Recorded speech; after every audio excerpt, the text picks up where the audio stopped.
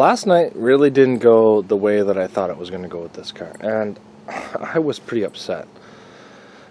Every thrill show vehicle I do this year has been letting me down. So, what happened to me? You guys are all going to say that this is funny, but I definitely didn't find this funny. I went out for Best in Show because they asked, so I said sure. Went out in Best in Show and snapped this driver's side axle. I snapped an axle in Best in Show. So I was a little upset about that. So what we did, I was scared of this axle binding up. So if you look at, there's no axle in here. I actually took the mini grinder and cut my axle in half before I even went into mini smash. There's half of it right there, cut right in half. So anyway, I was not happy about that. And then, like I said, they did. Like I said they were going to, they did. They had a hard time with my car at Tech. A lot of questions, a lot of answers, a lot of why'd you do this, why'd you do that, could you do it differently next time? A lot of it. But I passed. Nothing had to be cut. I passed. Went out into the mini smash with only driver's side drive, and very early on I felt like I had no reverse. I thought the frame rail went down to the ground, but I looked on the inside and I turned around and I said, nope, both those frame rails are good. So I was like, it must be a tire.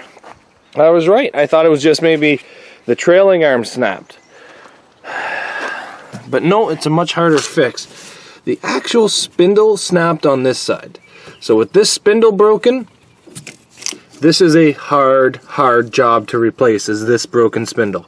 I'm probably going to do the trailing arms all the way up, just because this bolt here is extremely hard to get out. And if it was threaded on both sides, it'd be a little bit different, but it's a bolt head on that side. So you can feel the bolt right there on the back side. You got to use your torch and heat this up so much that you basically burn it off. And then the replacement, like it's a whole bunch of bushings in there. The replacement one, you got to heat it up. But I'm thinking about just trying to take it off of the actual subframe. We'll see. I'm not 100% sure yet, but the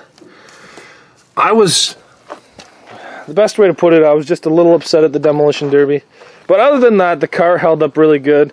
I used the back end a couple times. The bumper kind of moved a bit, not too much. The creasing I think helped, but as soon as I couldn't back up and I knew I was only one-wheel drive in the front, I didn't really push this thing in reverse because I knew all I was going to do was dig a hole.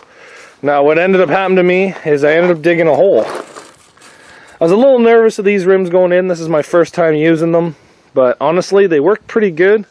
Derby wasn't that long. I think I only lasted like maybe 3 minutes, but oh, look at that. They got a big bend in them. Right there to there. It's pretty hard to do on Mazda rims. The reason I was a little nervous of these rims is they're very, very close to the caliper. So if they get a slight bend, they're going to hit that caliper and not move. I don't really know what I'm going to do with them. Maybe I'll put a spacer in behind them. I'm not sure, but the reason why I really like these rims is the space I have between the strut tower and the actual rim. But I was pretty upset. I didn't have the tools to take an axle out when I was there. The axle was making a clicking noise before I went. So I thought, like, it was a Honda axle. Well, it's a Camry axle, but I thought the only experience I have while I was younger driving cars on the road that had clicking axles was Hondas. And I drove for 2 years with an axle that clicks. So I was like, it's a Camry axle. It should be just like a Honda. No, if your Camry axle is clicking, replace it. Because I'm some upset about that.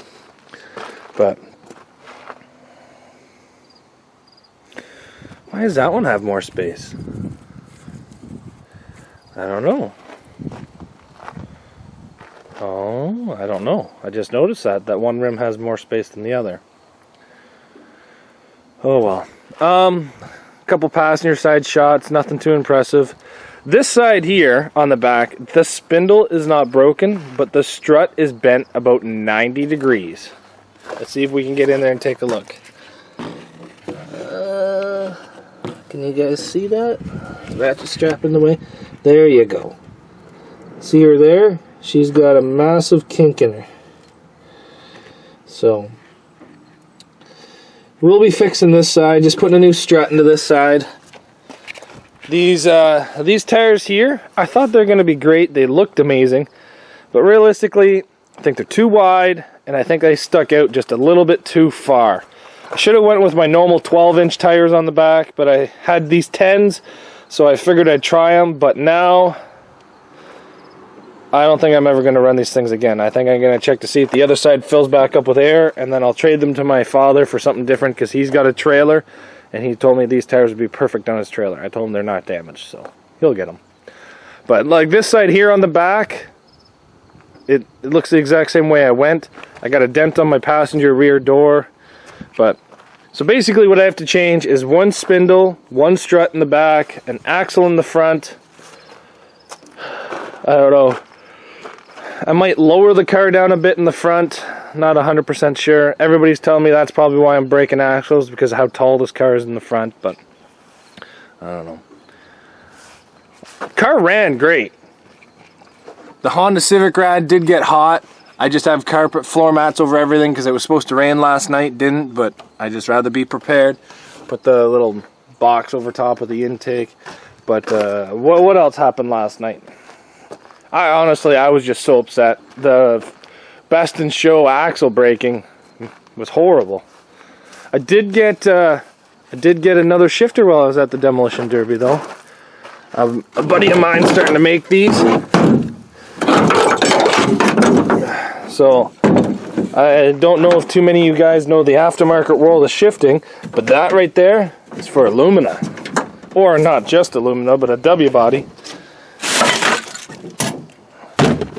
Oh!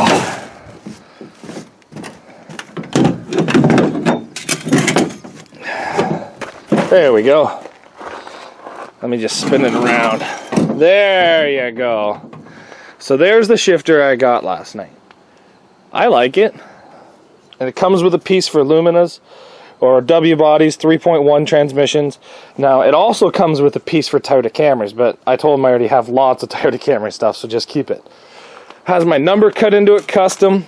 Now what I really like about this one, there's your park lockout, but let's just walk away from that park lockout for a second. Why are you thinking there's 2 holes here and 2 holes here? This guy here runs a lot of cars, and I think he's a genius when it comes to this stuff, to be honest. But what you have here is your Lumina shift pattern. Now, if you change this down to here and this down to here, Toyota Camrys have a smaller shift throw. So there, it's already set up for Lumina and Toyota. So that's why I ordered one of these ones from my buddy. And here's the best part. I'm pretty sure this is going to catch the factory Toyota gear selector pattern on the ground. I'll have to double check that, but I'm pretty sure. But I'm happy to add this to my collection. I think it looks amazing. It's going to be going into the car for my wife, even though it's got my number on it. It's going into a car for my wife. Oh well, a little bit disappointed, but thanks for watching, guys, and we'll see you back here tomorrow.